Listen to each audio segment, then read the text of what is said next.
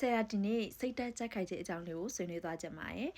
စိတ်တက်ကြက်ခိုင်ခြင်းကဆရာတို့လူတိုင်းမှာအရေးကြီးဆုံးအချက်အနေနဲ့ထပ်သွင်းစဉ်းစားထားတဲ့အရာပေါ့ဘာလို့လဲဆိုတော့ဆရာတို့လူရမမဟုတ်ဘူးတတော်အားလုံးကစိတ်တက်ကြက်ခိုင်လောကဒန်၈ပါးပေါ့နော်လောကဒန်၈ပါးနဲ့ကြုံဆုံရတယ်ဒီလိုမျိုးလောကဒန်အနေနဲ့ကြုံဆုံရတဲ့အခါမှာတူးတစ်ယောက်ချင်းကွဲထွက်သွားတယ်ဒီလောကတဲ့အပေါ်မှာပေါ့နော်ကိုယ့်ရဲ့အမြင်ကိုယ့်ရဲ့စိတ်ဓာတ်ကြက်ခိုင်မှုအပေါ်မှာမူတည်ပြီးတော့မှတချို့ကအရှုံးပေးပြီးဘဝအရှုံးပေးပြီးတော့မှလူလောကကြီးနဲ့ထွက်သွားတဲ့သူတွေရှိသလိုဒီအရာအပေါ်မှာပေါ့နော်နားလည်ပြီးတော့မှ motivation တွေဖြစ်ပြီးတော့မှအောင်မြင်သွားတဲ့သူတွေလည်းရှိတယ်။ဒါအားလုံးကစိတ်ဓာတ်ကြက်ခိုင်မှုအပေါ်မှာမူတည်တယ်။စိတ်ဓာတ်ကြက်ခိုင်ခြင်းကိုဘယ်လိုမျိုးပေါ့နော်ဆရာတို့တွေtrain တင်လဲဒါကတရက်ထက်နဲ့ train လို့မရဘူးဆရာတဘောအလုံးပေါ့နော် train နေမှာဆရာလည်းနိုင်ငံခြားရောက်နေတဲ့သူတွေနဲ့အနေနဲ့ပေါ့နော်တခြားသူတွေလည်းဆရာမြင်နေရတယ်ကိုယ်တိုင်လည်းခံစားနေရတယ်ဆရာတို့နိုင်ငံခြားမှာရောက်နေတဲ့သူတွေဆိုပို့ပြီးစိတ်သက်ကြက်ခိုင်မှုနဲ့ပတ်သက်ပြီးတော့မှလိုအပ်လို့ပေါ့နော်ဒီပေါ်လေးမှာဒီစိတ်သက်ကြက်ခိုင်မှုဒီဟာအကြောင်းကိုနားမလည်ဘူးဆိုရင်လူတွေကကိုပေါ်နောက်တရစီမဲ့မဟုတ်တဲ့အပေါ်ရန်တွေအပေါ်မှာအပျော်ပါးတွေလိုက်စားမိတတ်ပါတယ်ဒါတွေကဆရာတို့အတွက်ပေါ့နော်အများကြီးနောက်တရစီနိုင်တယ်ပို့ပြီးတော့မှမှားပြီးရင်အမတခုကျူးလွန်ပြီးရင်ထပ်ပြီးကျူးလွန်ကြလာတယ်ဒီလိုမျိုးတွေဖြစ်တတ်လို့ပေါ့လူတိုင်းကတော့အမှားနဲ့မကင်ဘူးဆရာလည်းအမှားတွေလုပ်တယ်တကယ်တော့အမှားတွေလုပ်လို့ဒါဒီနေ့ဒီချိန်ရောက်လာပြီလို့ဆရာမြင်တယ်အမှားမလုံးနဲ့လို့ပြောတာမဟုတ်ဘူးဒါပေမဲ့အမှားကပြပြင်လို့မရတဲ့အမှားရှိတယ်ပြပြင်လို့ရတဲ့အမှားရှိတယ်ပြပြင်လို့မရတဲ့အမှားတွေမှားပြီးတော့မှဘဝမှာပေါ့နော်လူဘဝပေါ့နော်ဖြစ်ရကြုံမနဲ့ဖြစ်နေမှာဆိုလို့ဒီစိတ်သက်ကြက်ခိုင်မှုအရင်ကြီးကြည့်တယ်မိန်းကလေးပဲဖြစ်ယောက်ျားလေးပဲအတူတူပဲမိန်းကလေးဖြစ်နေလို့လည်းအားပြောစရာမလိုယောက်ျားလေးဖြစ်နေလို့လည်းအမြင်အာတန်ပေါ့နော်စတောင်းဖြစ်နေစရာမလိုဘူးအဓိကလူရဲလုံးဖြစ်လာရင်အားလုံးကလောကဓာတ်ကိုရင်ဆိုင်ရခြင်းအတူတူပဲဆရာကိုယ်တိုင်လဲပေါ့နော်အရင်ကနေဆရာကအဲ့လိုမျိုးစိတ်ကိုအရင်ကြီး train လာတဲ့သူဖြစ်လို့နိုင်ငံခြားရောက်တဲ့အခါမှာလူပေါ့နော်နိုင်ငံခြားရောက်ချင်းလူတိုင်းခံစားမှုတဲ့ဒီပေါ့နော်ဆရာရင်ထဲမှာဟာလာဟင်းလင်းပေါ့နော်ဟာလာဟင်းလင်းခံစားချက်ကတော့ဆရာပေါ့နော်ဆက်စားချင်းရောက်တော့ဖြစ်ခဲ့တယ်အိမ်မှာဆရာပေါ့နော်ကိုပြန်ရှာဖွေလိုက်ရတာပေါ့နော်ဆရာတို့ကအမြဲတမ်းကိုရှာဖွေနေဖို့အရင်ရည်ကြည့်တယ်ကိုရှာဖွေနေမှကိုတွေ့သွားမှဒါဆရာတို့ကဒီလိုမျိုးပေါ့နော်ကိုဘဝမှာနောင်တဒီနဲ့ပေါ့နော်မရှင်တန်ပြစ်မယ်လို့ဆရာယုံကြည်တယ်ဒီလိုမျိုးစိတ်သက်ကြက်ခိုင်ခြင်းတွေကိုဘယ်လိုမျိုးလေ့ကျင့်ရမလဲဆရာကတော့ငငယ်လေးကနေက train လာတဲ့သူတရားအနေနဲ့ဆရာဆိုရင်ငငယ်မှာလူပတ်ဝန်းကျင်အပျော်ခံမှုတွေအမျိုးမျိုးကြုံမှုတယ်မျိုးစုံမိသားစုကလည်းတာမန်ဘဝလေးမရှိတဲ့ဘဝမှာလည်းနေခဲ့ဘူးတဲ့ချူးဆန်းဆန်းနဲ့လည်းနေခဲ့ရဘူးတဲ့ကိုစားချင်တာမစားခဲ့ရတဲ့ဘဝနဲ့လည်းနေခဲ့ရဘူးတဲ့ပေါ့နော်ဒီလိုမျိုးဘဝမှာနေခဲ့ရဘူးတော့တော်ယုံတန်ယုံဆိုရင်ဆရာကစိတ်တက်ကြတဲ့သူတွေမှာမပါဘူးပြီးတော့ဆရာရဲ့မိသားစုကလည်းအဲ့လိုမျိုးချစ်ချင်းမြတ်တာကိုပေါ့နော်အခြေခံထားတဲ့မိသားစုဖြစ်တဲ့အတွက်တခုဆိုတယောက်နဲ့တယောက်အားပေးတာတွေရှိတော့စင်ရမှာတို့တည်မလားအဲ့လိုကြာရှုံးမှာတော့မကြောက်ဘူးဒါပေမဲ့အဲ့လိုမျိုးကိုဆုံးရှုံးမှာတော့အရင်ကြောက်တယ်ဆရာတို့ကကိုဆုံးရှုံးပြီလို့ခံစားလိုက်ရတာနဲ့ဘဝမှာအဲ့လိုမျိုး suicide လုပ်တဲ့သူတွေဆိုတာကိုဆုံးရှုံးသွားတာပဲကိုဆုံးရှုံးခံလိုက်လို့လား suicide ဆိုပြီးတော့မှဖြစ်လာကြတာလေဒါကြောင့်မလို့ပေါ့နော်ဒီစိတ်ဓာတ်ကြက်ခိုင်မှုကဘယ်ပမာတွေအခြေခံလဲဆိုတော့ဆရာကစိတ်ဓာတ်ကြက်ခိုင်နိုင်ဖို့လောကကြီးအကြောင်းနားလည်ဖို့အရေးကြီးလောကကြီးအကြောင်းကိုနားလည်သွားရင်ဆရာကဒီစိတ်ဓာတ်ကြက်ခိုင်မှုကိုလေလိုက်ပြီပေါ့နော်ကို training ဆရာတောင်မလို့ automatic သူ့အောင်တော့အုံနောက်ကမှတ်သွားတာလောကဒီလိုမျိုးရှင်တန်နဲ့လောကကြီးကဘယ်လိုမျိုးလဲပတ်နေရလဲ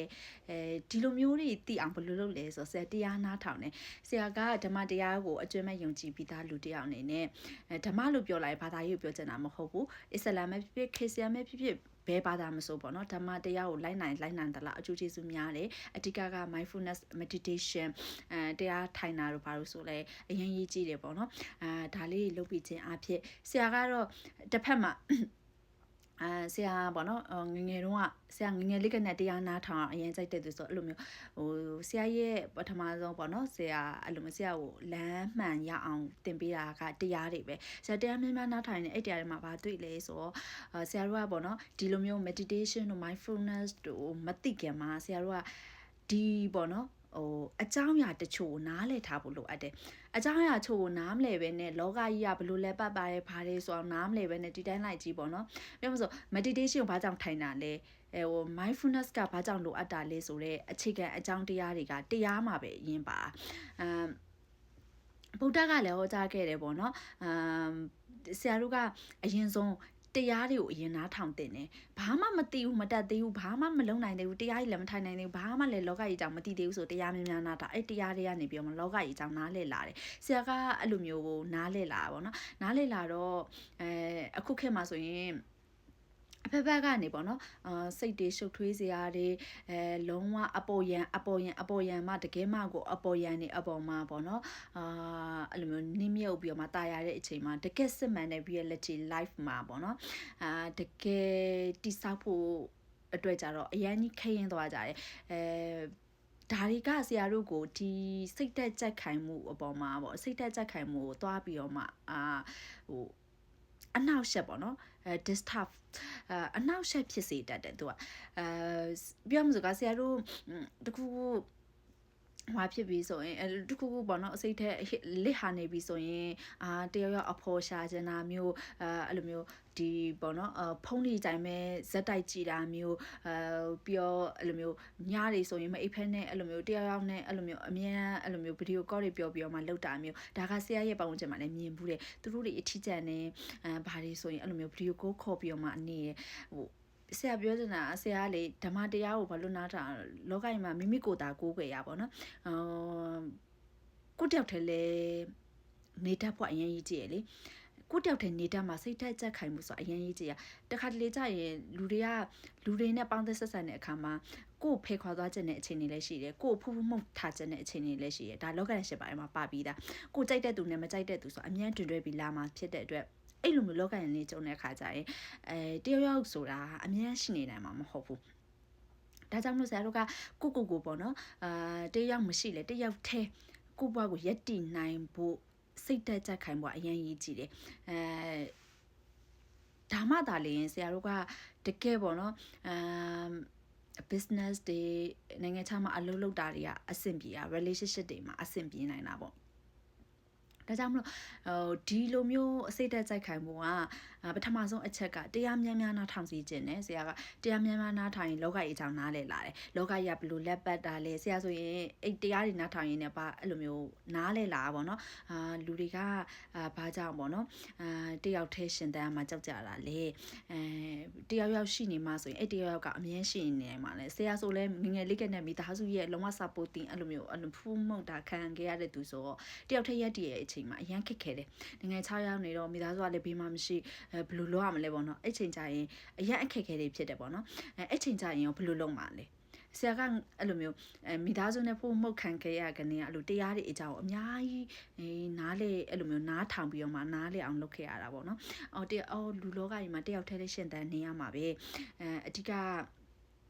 ဒီစိတ်သက်ကြခိုင်ဘူကဒီလောကကြီးအကြောင်းနားလဲဆရာအဲ့လိုမျိုးလောကရန်နေနဲ့ကြုံတဲ့အခါကျရင်တရားနာထောင်နေပြီးတော့ဒီလောကကြီးကိုပေါ့နော်မြင်တဲ့အမြင် perception ကအရန်ကိုright view ပေါ့နော်မှန်ကန်တဲ့အမြင်မြင်ပြစ်လာတယ်ငါတောက်တဲ့ဒီလိုအခက်အခဲတွေဖြစ်တာမဟုတ်လူတချို့စိတ်တက်ကြပြီးတော့မှကိုအရှုံးပေးတယ်ဆိုတာကလေဘာကြောင့်ငါကြောင့်ဖြစ်တာလဲအမြဲ victim ပေါ့နော်ခန်းသူနေရာမှာအမြဲနေကြလို့တကယ်တော့လေခန်းသူနေရာမှာနေမယ်ဆိုလူတိုင်းပဲခန်းသူနေရာမှာပဲဖြစ်နေမှာပဲတကယ်တော့ victim ဆိုတာကမနေတဲ့နေရာတွေမှာပါတယ်လူတိုင်းကဒီလိုမျိုးလောကရန်ကိုကြုံဆုံနေရတယ်ဆိုရင်နံပါတ်1တစ်ချက်ကိုဆရာအမြဲရှင်ဘတ်ထဲမှာတင်ထားတယ်ပေါ့နော်ငါတယောက်တည်းမဟုတ်ဘူးလူတိုင်းဒီလိုမျိုးအခက်အခဲတွေကြုံရတယ်ငါဒီလိုအခက်အခဲကိုဘယ်လိုမျိုးနားလဲဘယ်လိုမျိုးပေါ့နော်ကြော်လွှားမလဲပဲဆုံးဖြတ်တယ်ပေါ့နော်တရားများများနားထောင်ပါပြီးတော့အဲ့လိုမျိုးလောကကြီးအကြောင်းနားလဲအောင်လေးလာပါ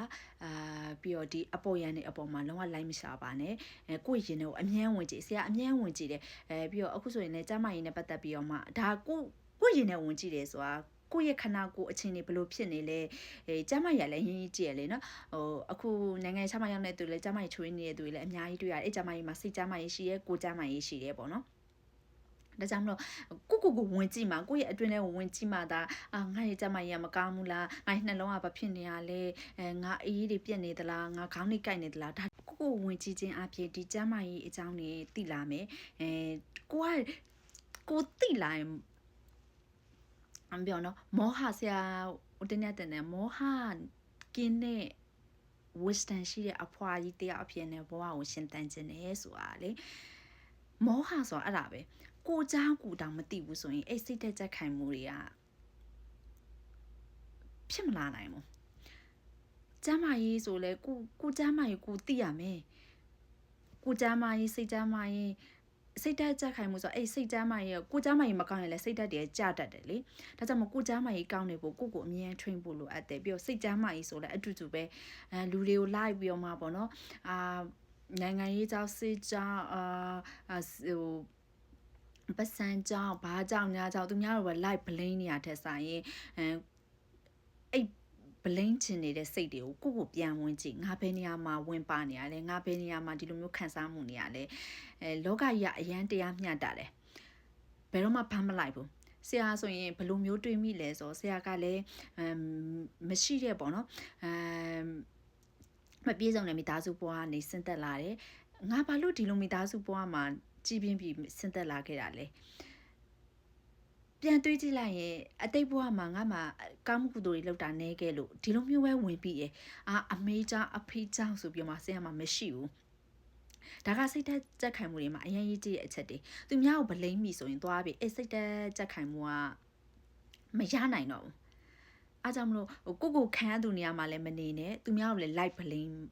ပြီးတော့မှမနေနဲ့ဒီလိုမျိုးတွေလှုပ်ခြင်းအပြင်ဆရာတို့ကဒီစိတ်သက်ကြက်ခိုင်မှုရယူနိုင်မယ်လို့မြင်တယ်ဆရာကိုယ်တိုင်လည်းဆရာကငယ်လေးကအဲ့လိုတရားရင်နားထောင်လာတော့အဲ့လိုမျိုးတယောက်တည်းလည်းနေတတ်လာတယ်တယောက်တည်းနေတတ်တာဖြစ်တဲ့အတွက်တော်ရုံတက်ရုံအဲ့လိုမျိုးပေါ့နော်နောက်သားရစီမဲ့ပြီးတော့အဲ့လိုမျိုးအပေါ်ရင်အပျော်တွေလုံးဝမရှာဘူးတကယ်လို့ပေါ့နော်လူတိုင်းအမားမကင်းတာဖြစ်တဲ့အတွက်တကယ်လို့အဲ့လိုမျိုးမှားနိုင်မဲ့အရာတွေလုပ်နေပြီဆိုရင်လည်းကိုself awareness ရှိရဖြစ်တဲ့အတွက်ဒီလမ်းကငါ့ကိုမှားနိုင်စီငါဘယ်လိုမျိုးရွေးချယ်ပြီးသွားတင်လဲဒီလိုမျိုးပေါ့နော်ကိုယ့်ရဲ့my life my choice my responsibility ကိုယ့်ရဲ့ရွေးချယ်မှုတွေကကိုယ့်ရဲ့ဘဝဖြစ်လာမှာဖြစ်တဲ့အတွက်ဆရာကအဲ့လိုရွေးချယ်မှုတွေကိုအတက်နိုင်ဆုံးမှန်ကန်အောင်လုပ်တာကတရားဓမ္မတွေပေါ့နော်ပြီးတော့တစ်ဖက်မှာလည်း scientific ways တွေဆရာ mentor တွေရှိတယ်ဆရာကအဲ့လိုမျိုး investment တွေလုပ်တဲ့အခါကျရင်အဲ့လိုမျိုးမှတ်နေမျိုးပတ်စံကိုသုံးတဲ့နေရာမှာသုံးတယ်ပေါ့နော်အစားတောက်အရင်မတောင်းကြဘူးအစားတောက်မတောင်းကြဘူးအစားတောက်မှာအဲ့လိုမျိုးပေါ့နော်ပတ်စံတွေသုံးမဲ့နေရာမှာဆရာကတင်တန်းနေမှာတက်တယ်ဆရာကိုပေါ့နော်ဒီလိုမျိုးစိတ်ဓာတ်တွေမြင့်တင်ပြီးမဲ့တင်တန်းတွေတက်ပြီးတော့မှဆရာစိတ်ဓာတ်တွေမြင့်မားလာအောင်လုပ်ခဲ့တာပေါ့နော်ဒီလိုစိတ်ဓာတ်မြင့်မားဖို့အရင်ရေးကြည့်စိတ်ဓာတ်တွေမြင့်မားဒီလိုမျိုးကိုယ်စိတ်ဓာတ်တွေကဒီလိုမျိုးပေါ့နော်တန်မာပြီး star ဖြစ်ပြီးပေါ့နော်မြင့်မားနေမယ်ဆိုရင်တယုံ blame တာတွေတယောက်နဲ့တယောက်အဲ့လိုမျိုးလက်ပတ်ချင်းတွေကိုပြီးတော့သူများကိုလိမ့်နေသလားမလိမ့်နေဘူးလားဆိုတာကို intuition ကောင်းနေတာဒီအပေါ်မှာအရင်အခြေခံလို့ပေါ့နော်ဒါကြောင့်မို့ဆရာကလေနိုင်ငံခြားမှာရောက်နေတဲ့အဲ့လိုမျိုးကိုချင်းစားတယ်အားလုံးကစိတ်ဓာတ်ပေါ့နော်စိတ်ဓာတ်တန်မာဖို့လိုအပ်တယ်ဒီစိတ်ဓာတ်တန်မာဖို့ကလောကရဲ့အကြောင်းနားလည်အဲ့စိတ်ဓာတ်တန်မာခြင်းကပေါ့နော်အဆင်ပြေလာလိမ့်မယ်လို့လည်းမြင်တယ်ဒါကြောင့်ဒီနေ့လေးမှာစိတ်ဓာတ်မြင်မာဖို့အတွက်လောကရဲ့အကြောင်းနားလည်အောင်မေစူးစားပါလူတွေကိုလိုက်ပြီး blame နေမယ်အစားလောကကြီးကဘလို့လက်ပတ်တာလဲဒီလိုမျိုးလောကကြီးလက်ပတ်ဖို့အကြောင်းသိဖို့တရားများများနားထောင်မှာအားရင်အားတလောက်တရားများများနားထောင်မှာအားကြောင့်မလို့ပေါ့နော်ဒီလိုမျိုးလှုပ်ချအပြင်ပေါ့နော်စိတ်တက်ကြခိုင်တဲ့သူတွေဖြစ်ကြပါစေဘဝမှာပေါ့နော်မှန်ကန်တဲ့လမ်းတွေလျှောက်ပြီးတော့မှစက်မှန်တဲ့ပြောရှင်မှုရကြပါစေလို့ဆရာကဆုတောင်းပေးလိုက်ပါတယ် I love you thank you so much